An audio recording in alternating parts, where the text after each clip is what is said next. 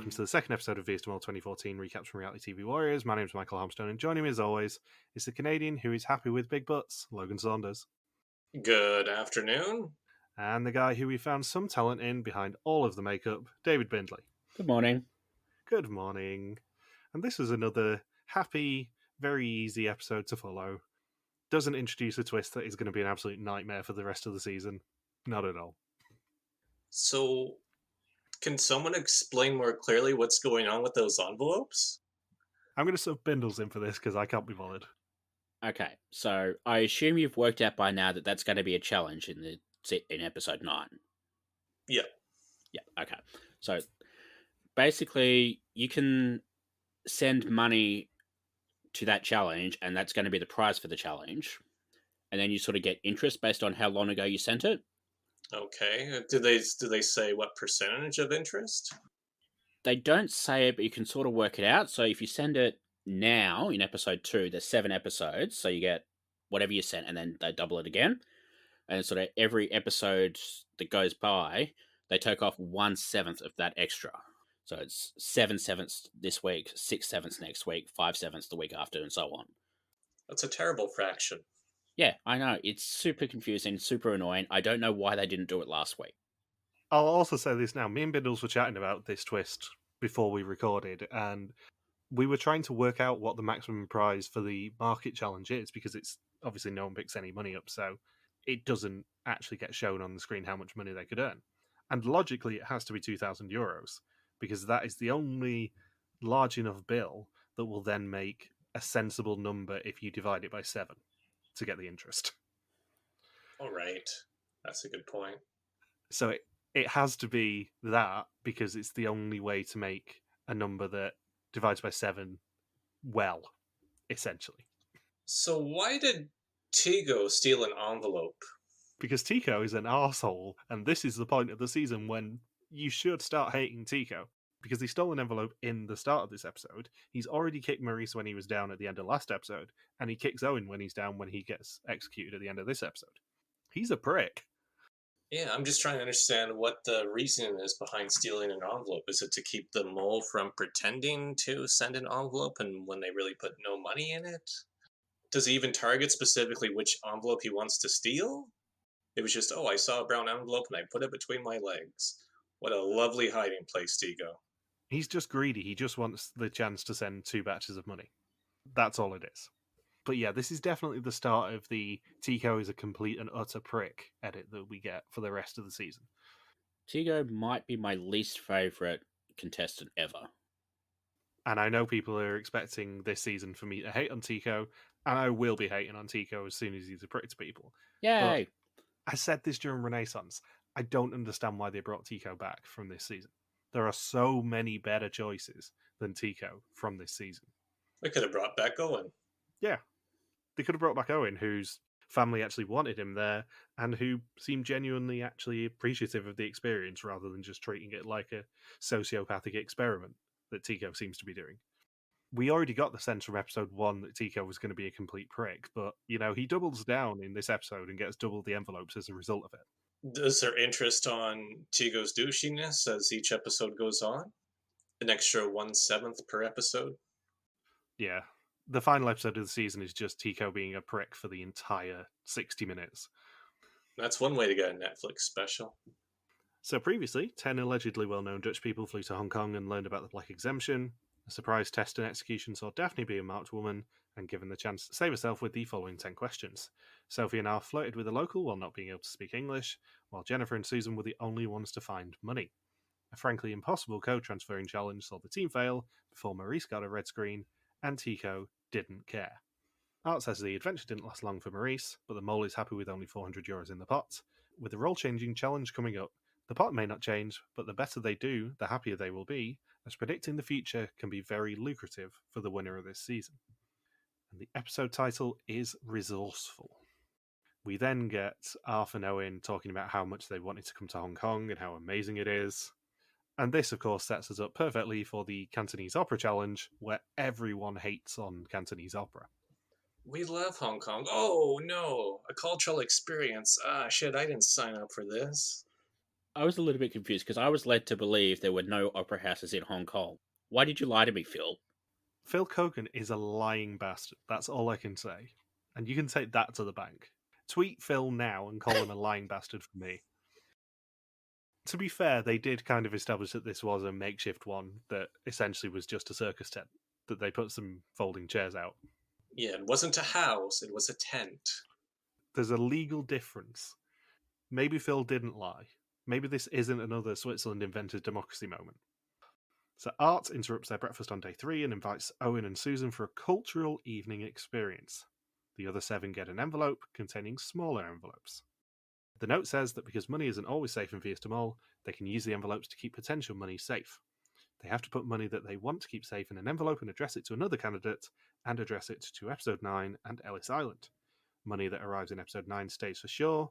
If the person they address it to is still in the game, they will get extra money, and each person only gets 1 envelope to send money through the entire season.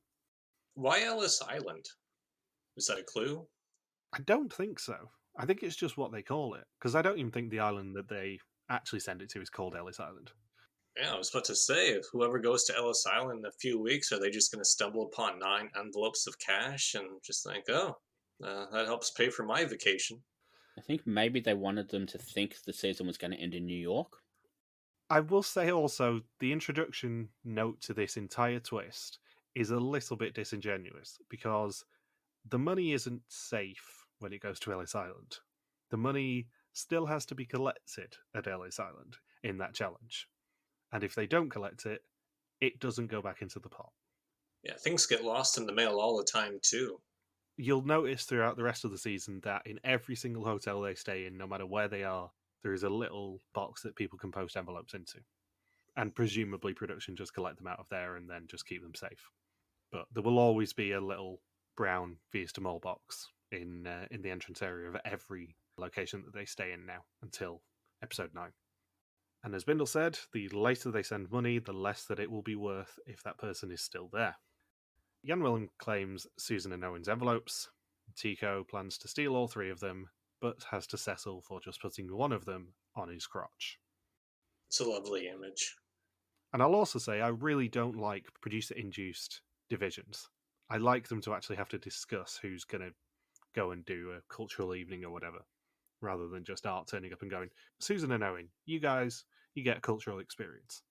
You two look the most like the Chinese performers. Come with me. Do we know why they picked Owen and Susan?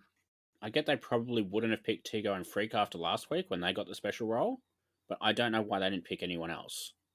No, I don't know why it was Susan and Owen, and I don't think we actually find out at the end of the season or in any interviews.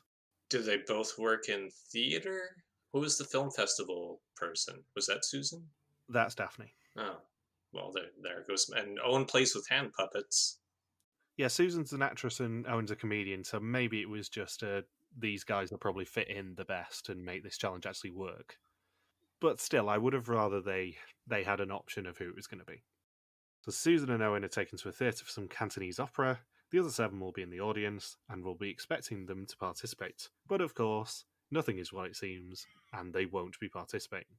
After the performance, the other 7 will pick 2 actors who they think Susan and Owen could have been, and Susan and Owen will earn €2,000 for the pot if they correctly guess who the other 7 picked. I'm going to say this now.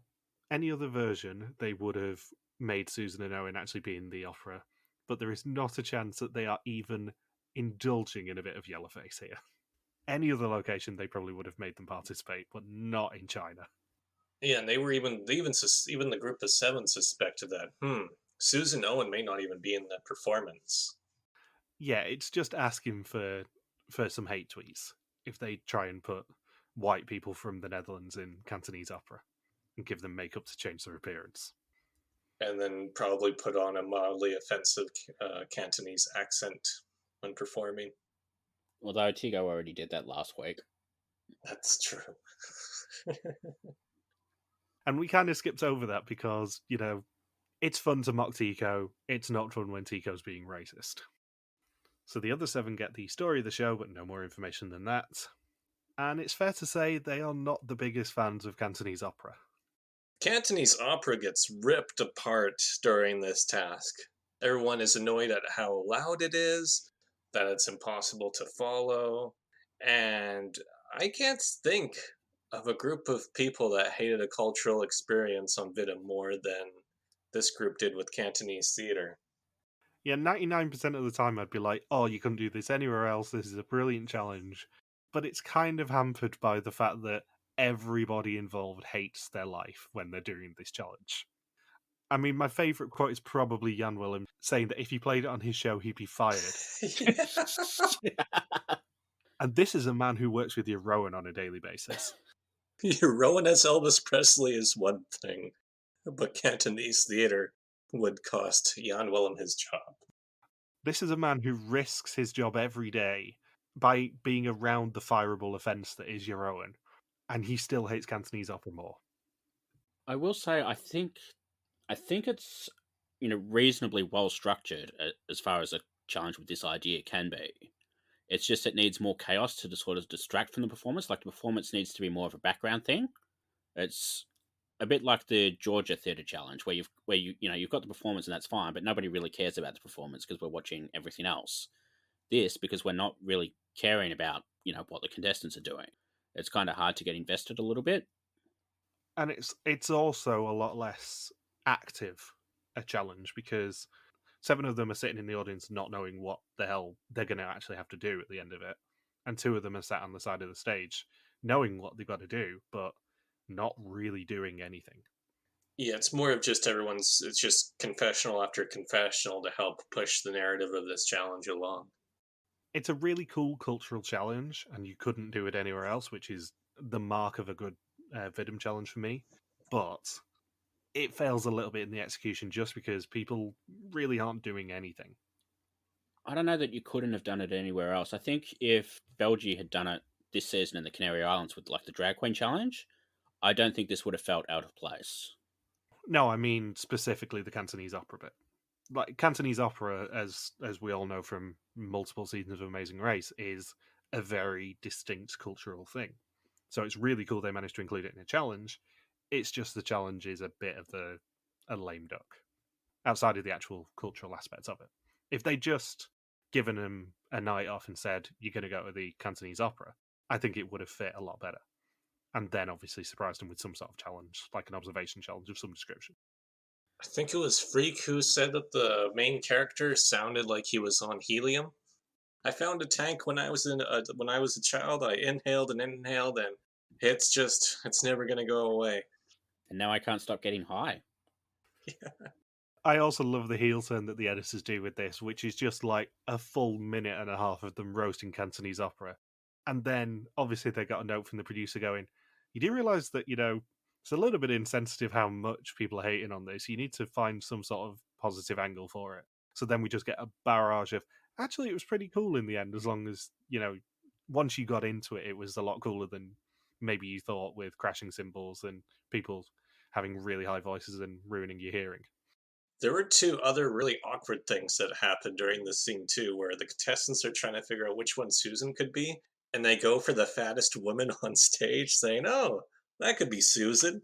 Or they were also saying, "Oh no, Owen and Susan were fixated on the height of all the actors." So they said, "Well, I wonder if everyone else is just going to pick the 2 tallest actors after the challenge is over." Yeah, that would be bad for picking somebody out of a crowd just because they're tall. I mean, that's not going to happen later this season at all. Yeah, this challenge was obviously a mess, but it was kind of a fun mess in that we got the Cantonese opera and everyone hated on it. But you don't tend to see many challenges in any mole where the cast just absolutely despise their existence, even though it's a cool thing culturally. I think Sophie wanted to go to an audiologist after the challenge was over, claiming she had lost a percentage of her hearing. Jennifer was really bitchy with her comments as well. Anytime someone vaguely tone deaf or ugly came on, she was just like, "Oh yeah, that's Owen. Yeah, that could be Owen. That bald person's Owen. That old person is Owen. The really fat person is Owen." So Owen and Susan have the logical conclusion that they should probably pick someone who doesn't have lines, which rules out the tallest people. Sophie seems to think that Owen's able to shapeshift, and he's good, but not that good. And after the show ends, Art meets them outside with pictures of the cast. Tygo suggests that Owen could have been playing the general, a main character in the opera, and they do settle on Susan playing the prince and Owen playing the general. They picked the two people with the most speaking lines in the play. Do you think anyone was sabotaging in that? Yes. And I think there is a lot of shifting of, because they brought up the whole lip syncing defense. I think they show Daphne initially throwing out the idea of, oh, they could be lip syncing, so they could be the general and the prince. But if they ignore the lip syncing bit, then they for sure you think they for sure would have ruled out anybody with speaking lines. But I think they were so fixated on the lip syncing bit, because that's the only logical reason I could think of for why they would pick the prince and the general as the two people that Owen and Susan played. Because even when Susan finds out that that's who they picked, Susan says, "What? But you heard us in the challenge. Neither of us can speak a word of Cantonese." Something I didn't point out last episode, but I very much want to point out here, is Susan gives such good reactions to things. She is really, really confused as to how they can pick two people who spoke. And our banner in last episode was actually picked by Bindles, and I didn't mention this. And it was Owen's reaction to getting a green screen in the first execution. And Susan kind of looking at him a bit weirdly. Like, keep an eye out for Susan's reactions, because she's very subtly funny with them. So Jan-Willem then distributes the envelopes to Owen and Susan and realises that one of the envelopes is missing, and he says only two people could have done it, Daphne and Jennifer. He is, of course, completely wrong. And then there's absolutely no personal scenes, because we see them being driven into the countryside on day 4, into the island of Kowloon. They are dropped off in an abandoned building, the former head office of a TV station, and Vidum icon Arf says that it's the ideal hippie loft. Windows, lights, graffiti, industrial floors, just ready to move into. Yeah. But the Chinese haven't discovered it yet. They're explorers. They're pioneers. Another thing you will notice is that Arf is absolutely the editor's go-to for any sort of reactions in a confessional, because she is so sarcastic about things in this season. She just snipes at everything. And this is just an absolute Arf classic, basically. So dotted around the building are 5 locations with money. In order to get the money, they've got to complete a mini challenge within a time limit, or they are out of the game. Only 2 people can go to each location at a time, and they have 75 minutes total to find the locations, earn the money, and put it into the pot. This is a very classic Vidum staple. Yeah, they love a control room challenge. In the same way they love a laser game, they love a control room challenge. Each screen has a clue to the challenge, 150 kg, pallet labyrinth, bleep, rope on the roof, and the quiz. And it is Freak and Tygo and Sophie and Jennifer who leave first. Freak and Tygo try and go to 150 kg, and Sophie volunteers to enter the crawling labyrinth with Jennifer, who says she wanted to team up with Sophie because she's not observed her much. And Freak says he's excited to do some James Bond stuff, because in all of James Bond's most famous films, he does pull a sled with 150 kgs of sandbags on them. I love how he's like, "Oh, finally we get to do a James Bond thing." I'm like, you're halfway through episode 2, Freak. Calm down. Cool your beans. You've not even found a laser game. Maybe the sled was made by Astor Martin. Yeah, maybe.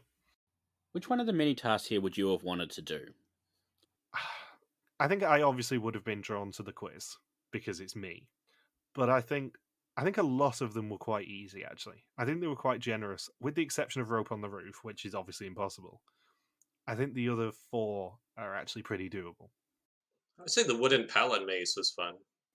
I think they wanted them to get a lot of the money here just because of that mail twist, because we've basically had 3 impossible challenges in a row now. It kind of defeats the purpose of having that twist if they don't have any money to spend on it. Yeah, because if you think about it, the 150 kgs, when they do it, Tygo does it on his own, basically. Yeah, in about 5 seconds. He just kind of yanks the rope and then they uncover the €500. But yeah, rope on the roof's impossible unless you've got 7 minutes for it. The other 3 are pretty easy. Didn't they have 19 minutes left on the clock when this challenge ended? That's what I noticed, yeah. That's a lot of time for Vidum. Yeah, because they have 75 minutes total. And the actual mini challenges only total about 15-20 minutes between them. Yeah, and multiple pairs can do the mini challenges at the same time. So that was an extremely generous time limit. Yeah, like Bindles said, I think they just wanted to make sure they had some money to potentially be able to send to Ellis Island at this point. So Sophie and Jennifer find the labyrinth, and their 5-minute timer starts. All Jennifer can think of is Jokers, so whatever happens, screw the money, she's going into that labyrinth. Everyone gets a little bit obsessed with Jokers in this challenge. Yeah, because even Jan-Willem on the roof just starts searching for Jokers. He says, "Oh, 7 minutes expired. I'm just going to rip this roof apart now." What they should have done is hidden them in the control room. Just hide them under the table. Give them like 20 Jokers if they can find them under the table. And then just have like a model boat with, under the table written on it in Spanish. That's a reference Logan will not get. There is a card at the start of the maze saying the answer is in the control room, and there is a big maze map painted behind the screens. Not that anyone notices it throughout the entirety of this challenge. Jennifer says she could eat less, it's not built for women with big butts, and Sophie tells her to just be happy with her big butt. Female empowerment. Body positivity. It's entirely what this challenge is all about. And then I think on Twitter, there's a bunch of people getting angry saying that Venom 2014 was too woke at the time. Jennifer finds the envelope in the exit, but she doesn't trust Sophie at all, and the envelope contains €500 in one note. Frake and Tygo stumble on the wire assignment, which is the quiz. They have to cut the wires of the correct answers to what seems to be 2 questions.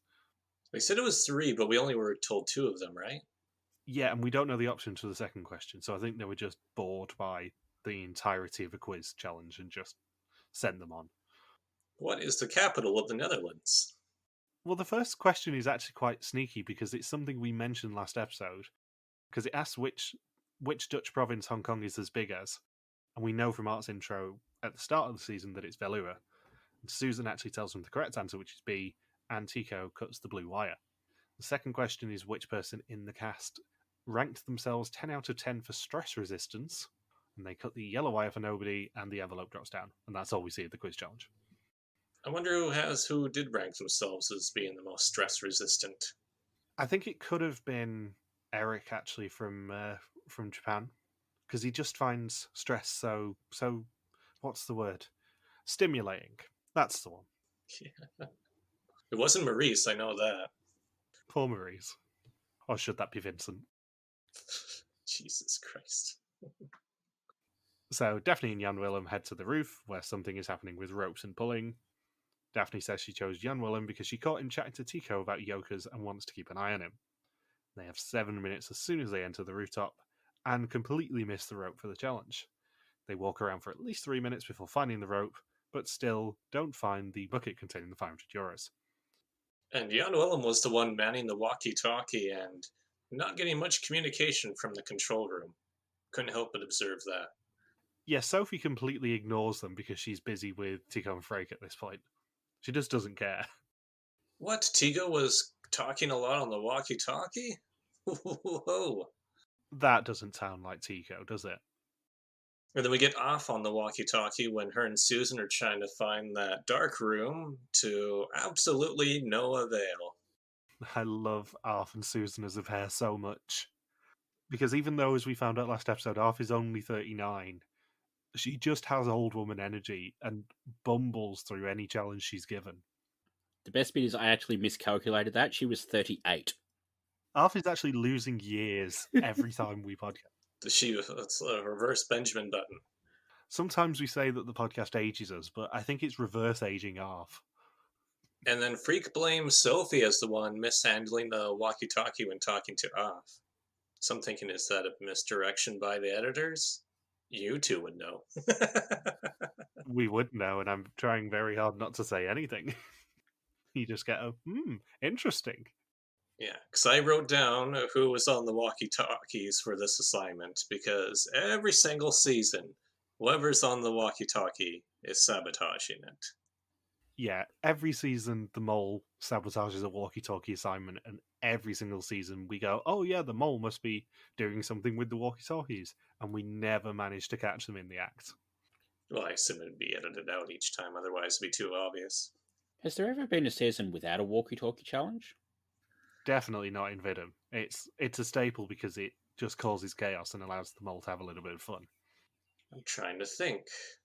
I think letting the mole have a bit of fun is kind of the MO of most challenges when it comes to Vidum, because the producers have to remember that the mole, yes, they're obviously getting paid to be there, and yes, they're obviously getting paid to sabotage, but they need to have a little bit of fun with some of their sabotages. And there is no better way than messing with people on a walkie-talkie assignment for the mole. I just think back to Rob and how much fun he had with that parking lot assignment and just constantly pressing the button on people. Big walkie-talkie made a good investment on this show. Yeah. In the same way that Amazing Race Canada loves its random sponsors, Vidum should just be sponsored by walkie-talkie companies at this point, because they get a lot of mileage out of them. So yeah, Arf and Susan try and find Bleep. Sophie says that she saw them in the background of the Bleep screen, but the time hasn't started yet, so obviously they haven't found it. And Tygo tries to mount a coup when it comes to the walkie-talkies. Daphne spots the pot containing €500 and they've got to fish it up from the rooftop. And they have 1 minute left to do it. And the rope is long enough, but has a lot of knots in it. And they run out of time and are stuck on the rooftop and spend the rest of their time just looking for yokers. Alf and Susan then get summoned back because, they're wasting a lot of time. Tico and Owen are sent out to try and find 150 kgs. Owen finds it quickly by doing what we all should do and just ignoring Tico. They have got 5 minutes to trek the sled, under which they find an envelope containing €500, literally 5 seconds after they walk into the room. And Tygo thanks Owen for his partnership by referring to him and the others as motherfuckers. Yeah, and that's not even the worst Tico's going to be in this episode. You stay classy, San Diego. He is not a happy bunny when it comes to that test twist. Frake and Owen then try and find Bleep. They search for a while before realising they need to go to the basement. They got 3 minutes to follow a bleeping tablet to the envelope containing €500, which they do. Is that all they had to do, was just find the bleep? Yeah, it was just follow a bleep to find it in this dark room.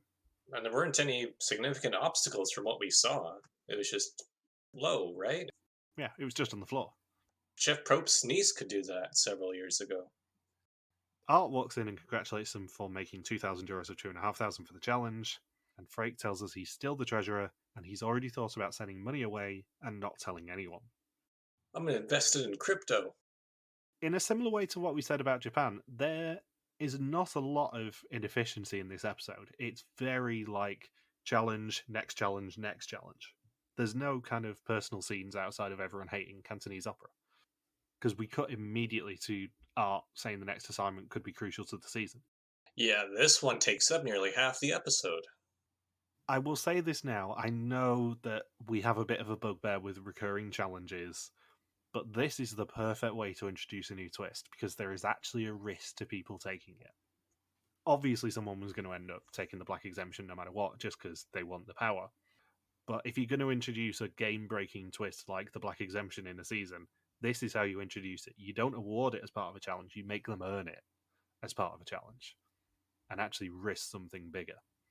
My favorite part when they're deciding on which order to go into the market for this challenge, that Off says, we should go alphabetical. And everyone else doesn't realize that the first 2 letters of her name are AA. I love how shameless she is with this. She knows exactly what she's doing. In her defense, it also makes Tygo last, so I'm all on board. She kills 2 birds with 1 stone. I mean, if we were ranking people this season, Arf would definitely be at the top and Tico would definitely be at the bottom. So this is a perfect order. I like how they say, well, should we go by age, where Off somehow is first in that, or go alphabetical? It's a win-win for her. Arf, I know you're 38, but you seem like you're in your late 50s to me. So you can just go first honorarily. So yeah, inexplicably, Arf manages to con the group into letting her go into the market first. And she is told that she has already survived 1 test. The test is determined by the amount of correct answers and the time that they take to answer the questions. I like how Art has to re-explain how the mole works. For the second time in 2 episodes. Yeah. It's like, do they know what show they're on? In the event of a tie, the slowest person goes home. Each of them will individually enter the market behind him to take the test, and their time will start as soon as they enter the market. However, they need to keep their eyes open, as there isn't just a test hidden in the market. It is now time for the test. 20 questions about the identity and actions of the mole. Whoever knows least will go home, except for the mole who can never go home. Normally I'd reel off who has advantages here, but they've not earned them yet, so follow along, children. The items are first come, first served, and there is money, a black exemption, some green exemptions, yokers, and the test hidden in the market. And I'm presuming, given the context we get, that they're only allowed to claim one thing. That's what I figured as well. Because otherwise, you know as well as I do, Arf would have claimed everything just for funsies. We would have all loved it. I would have loved it so much if we just got some B-roll of Arf walking to every stall and just picking up every advantage, all of the money, all of the exemptions, the black exemption, the yokers, and just going, what do they expect when they let double AF go in first? If you're in this challenge, which one do you grab? I think you grab an exemption and you don't play it, if you're given the choice. That's probably what I'd do too. And then if all the exemptions are gone, do you go for the black exemption or the jokers or the money? I think if, as a second port of call, you go for black exemption just so you know who it is. And as much as I loathe being inspired by Boston Rob, in Redemption Island, he basically said that the most important thing when it comes to idols is just knowing who has it. So if it's in your possession, it's not in anyone else's. So I think you probably would think the same thing with a black exemption here and go, well, if I can't have a green exemption, I want the black exemption just so I know exactly who has it. And nobody else can find it or use it against me. Because I don't even think they know whether the black exemption gives its holder immunity, like a green exemption would at this point. Were they told ahead of time that it was going to be anonymous as to who collects as to who would play the black exemption? I presume so. And that the yokers and the yokers were anonymous too, right? Yeah, the yokers were anonymous, the green exemptions weren't. And the only reason that Art announced who had the green exemptions and who played them is because if the black exemption wasn't played, then everyone else needed to know who was safe and who couldn't go home. That's the wrinkle to the black exemption, is the fact that because it then makes all green exemptions be non-episode specific, Art does need to announce who played a green exemption no matter what, in the event that they might be safe from the test. Has that been a consistent rule that only the green exemption players have their identities revealed? I think they always do announce who plays a green exemption. Yeah, they don't ever announce who's played the jokers. No, I think you're supposed to sort of keep track of who's got them from the challenges, because most of the time, I think there's only been one or two times where it's actually been hidden in a challenge, and usually they're all fairly obvious to see, the jokers, and you just got to keep track of who's still got them. Yeah, purely from a production admin point of view, they do have to reveal who played a green exemption. I don't think there is a way around it, because otherwise, in the event of this, 3 people could have played a green exemption and nobody could play the black exemption, which reduces everyone else's odds down to potentially 1 in 5 if the mole doesn't play an exemption. I presume production knew nobody was going to bother going for the money in this challenge. Oh god, yeah. Which is why we don't even find out how much it was. I'm just kind of assuming that it was $2,000. We know it's at least 900 because that was what was briefly visible in the B-roll. So it may have just been 1,000, but that still obviously doesn't work with dividing by 7. But I'm sort of assuming that it was probably 2 1,000 batches and therefore 2,000. Because the yokers got replenished.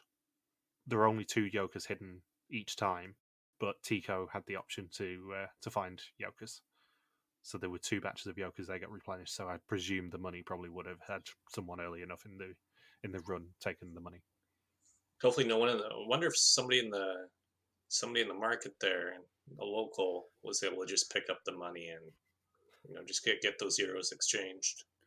Just like grab one exemption and one black exemption, just use them as earrings. Yeah, just walk around. I mean, hand on heart, if you knew that they were filming this challenge and you were in Hong Kong, would you have snuck into the market and stolen an exemption? Because I would have. 100%. I've been incredibly unsubtle in my Belkia quest for an exemption. I really want one. Or off is just she goes to the laptop, but somebody's already sitting in the chair checking social media. I won't be long. I've just got to check my tweets. Oh no, it's been blocked. It's been censored. Damn you, firewall. I have to use Weibo instead.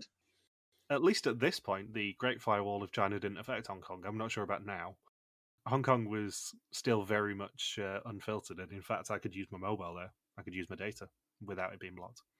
But yeah, I'm interested about how the logistics of this challenge worked in terms of how spread out people were going into the market. Because there was obviously the potential, if someone didn't dawdle and tried to go straight for the test, that they could have overlapped. So they had to send people in literally one at a time and only let them in when the next person did the test. But I like the idea that someone could have been already using the laptop and screwed someone else over potentially. Do you think they expected the Black Exemption to be used straight away? I think so. I think, like I said, I would have gone for the green exemption rather than a black exemption, and I wouldn't have played it purely because you assume as soon as someone picks up the black exemption, they go, well, I'm not getting an advantage out of this. I've read the rules on the black exemption now. It doesn't make me safe if I play it, so why wouldn't I just play it now and make sure that it's a level playing field? So I think you do what Susan did and you wait at least one more round and go, well, I know there's not a black exemption now because they probably would have lampshaded it in one of the challenges, so I'm safe to play it now. And because of all the other advantages being introduced at the same time, they're probably thinking, well, most people are going to be playing their Jokers or green exemptions right now. Yeah, especially early in the season where you don't really know who the mole is unless you're Fritz. You probably start playing some advantages early on, which makes it the perfect time to then play Black Exemption and go, you guys thought you were safe? You're not anymore. I know in the past they'd had a challenge where basically you could turn exemptions into like a proper non-elimination, and people did that straight away. So, like, I get that there's precedent for using the Black Exemption straight away. I'm not entirely sure whether producers sort of realized it was going to be done, this episode, and then just sort of completely destroy their twist straight away. Because when it comes back later in the season, it feels like it's just been like tacked on as an afterthought. Yeah, I think they probably assumed that it was going to get used at least this round or next round. I certainly don't think that they thought that anyone was going to hold on to it. Because why would you hold on to an advantage like a black exemption when you can level the playing field and give people absolutely no advantage over you? Do you think that the black exemption needs tweaking? This is something I think we've discussed previously, but I don't really think there's a perk to using the black exemption. I think it would be better if you could, like, if it was an exemption that cancelled all of the other advantages, but like you stayed exempt. But then at the same time, that would make it too overpowered. Yeah, I think the only advantage for having a black exemption at the moment is knowing where it is and knowing when it's safe to be able to play your exemptions or yokas. But I never feel like there's a good outcome with the black exemption. I always feel like it's a bit of a disappointment no matter when it appears. It's been coming close to 10 seasons now, and I don't think it's ever really been interesting after this first time. No, the threat is better than the actual execution when Yeah. it comes to a black exemption, I think. So Arth is the first person, and she just decides to head straight to the laptop and hits a woman with her rucksack, which is peak Arth material. She has to apologize. Oops, sorry. She goes for a top four of people as she wants to be safe and picks Susan, Owen, Frake, and Sophie. Daphne is next. She wants the green exemption. Lots of the vendors want to sell her things, but she finds two yokers and decides to leave them behind.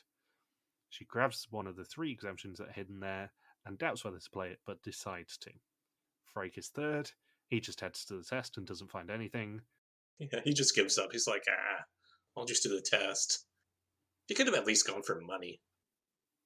Yeah, at this point in the season, I'm not sure whether time is that much of a threat. At this point in the season, you probably can survive with a score of 1. Especially when you've got a numpty like Owen who goes all in on test 2. And Frake says that he has one standout candidate so far, which is Arth. Obviously, she's my standout too. Jan-Willem is fourth. He looks for things that all look alike, but details are not his thing. Eventually he finds the exemptions, but there are only 2 of the 3 left. He takes one of them, but struggles to find the laptop, and plays his exemption. Jennifer is fifth. She says that she doesn't know who thinks that a woman can multitask, as she definitely can't. She sees nothing, thought it would get easier, but Daphne and her have a bond, despite Daphne being on her suspect list. Yeah, Jennifer is clearly overwhelmed when she's in the market. Very stressed. Her stress resistance is not a 10. Now, those aisles were very narrow anyway, and obviously it's still a working business. Those vendors are still trying to sell you stuff, and you're running around with a camera. Yeah, like what if they had money out on the counter? Would you just think, oh, that's the money for this challenge and take it? And the locals get angry at you. That'd be stressful. Owen is the sixth person. He finds the Yokers quickly and takes them. He puts his test mainly on one person, and as a result, if he gets a green screen, he's practically sure that he knows who it is. However, he could just be having tunnel vision. Yeah, I wrote down, I think Owen is done for here.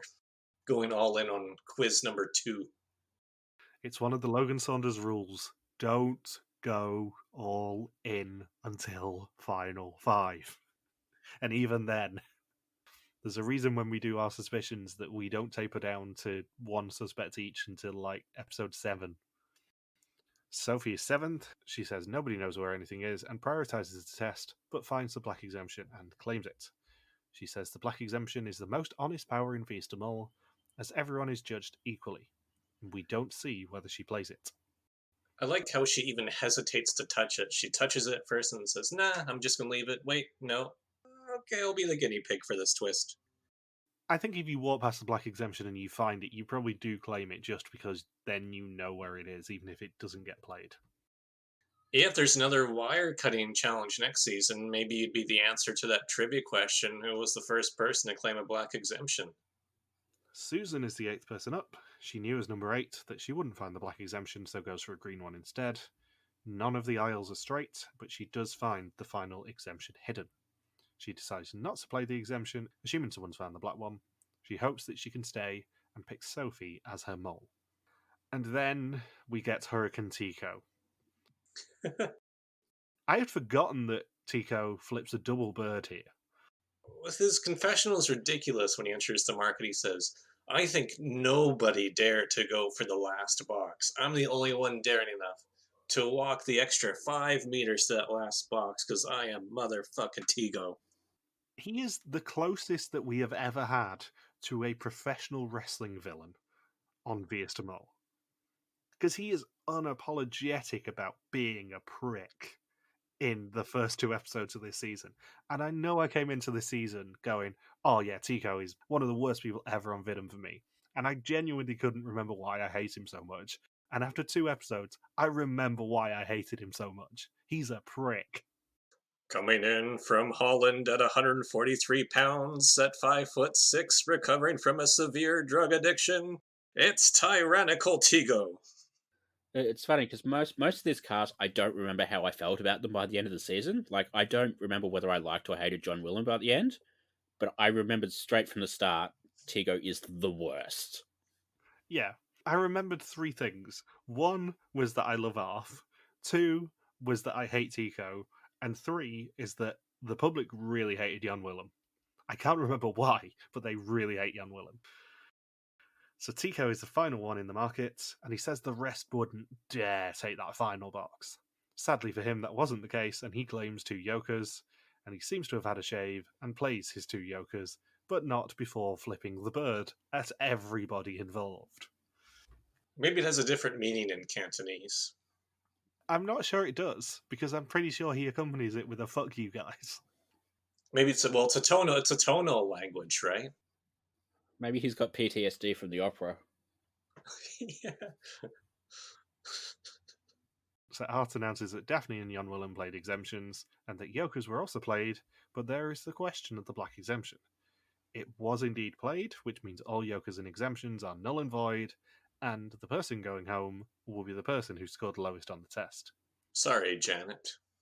Nobody claimed any cash either, meaning they earned nothing of, I presume, €2,000 for the challenge, and €2,000 of 6,500 for the episode, and 2,400 of 10,500 for the season so far, none of which has been sent to Ellis Island. They could have earned an extra 10,500 from Ellis Island with the interest. Seems obvious to say right now, but that will get far more complicated throughout the entire season, and you'll appreciate the running figures when I do them. Jan-Willem, Daphne, Tico and Sophie all get green screens before Owen and his terrible prediction get the red. Everyone seems quite shocked and will miss him, apart from Tico, who is an irrepressible prick to him. And Freak has some interesting math here. He says when you tour with the production together, you get closer 40 to 50 times faster than you would in real life. So with off being 38 or 52, I guess maybe that's screwing up her aging as well. It's like they've been around her for 20 years by the end of this episode. It only feels like they've been around Tygo for 20 years. Yeah. But it's only been 4 days. So he says that he was tunnel visioned and convinced of his mold today. His montage includes the Chinese opera, which he didn't even perform in. And he says his kids will be disappointed, but at least it will be exciting for them. Susan admits to the rest of the group that she had an exemption which she didn't play, but Sophie doesn't admit that she had the black one. A lot of fingers are being pointed, and Tygo's pointing a lot of middle fingers. And Susan, why was she freaking out and crying so much over keeping her green exemption? I think she was just relieved that she managed to actually have good judgment on it and not play the exemption which she would have lost. Also another person whose stress resistance level is not a 10. So next time, Art kidnaps Daphne and Arf. Jennifer drops a phone. There's a dragon boat race. Art gets up from the execution, which isn't normal, and money is finally posted to Ellis Island. Oh, and Tygo assumed Owen had the black exemption. He's wrong. As with a lot of things in Vidum, Tygo is wrong about this. So, who do you suspect, Mr. Saunders? All right, I'll go through it. So, number 1 suspect is Jan-Willem. Number 2 is Off. Number 3 is Sophie. Number 4 is Jennifer. Number 5 is Freak. Number 6 is Susan. Number 7 was Owen, so a big contrast to where I had Maurice after episode 1. And number 8, Daphne. Very interesting. Do you want to eulogize Owen? Do we need to eulogize Owen? Is there anything to eulogize him about? He was somewhat funny. He seems like he's the sort of person who would have been okay if he'd lasted longer, but with this cast, aside from Tygo, I don't know if there's anyone I would have cut to see him last another episode. Yeah, he's nice enough. Would he have got a call back for Renaissance? Probably not, especially if they were intent on Tygo coming back. But he was a nice enough presence for the first 2 episodes. I liked his glasses. Yeah, he's just not necessarily a huge loss for the season. Have you guys got anything else you want to say? Nope, I'm just so sad that Owen is gone. We've gone from Owen to no one. You're sounding like Tygo. It's just so disingenuous right now. Yeah. So, thank you for listening to our Vietnam 2014 recap. We'll be back next week to continue the hunt for an old mole in Hong Kong and the Philippines. Don't forget you can contact us on Twitter, Facebook, YouTube, or Instagram where we are RTV Warriors, or you can email us at contact@rtvwarriors.com. Logan's on Twitter at Logsakawaki, Bindles is the Grim Recapper, and I am MJ Harmstone. Don't forget you can also support us on Patreon at patreon.com/rtvwarriors. Thank you as always to Marika for the subtitles. We'll see you next week. Peace out and just chill till the next flavoring. I'm going to go be happy with my buttocks.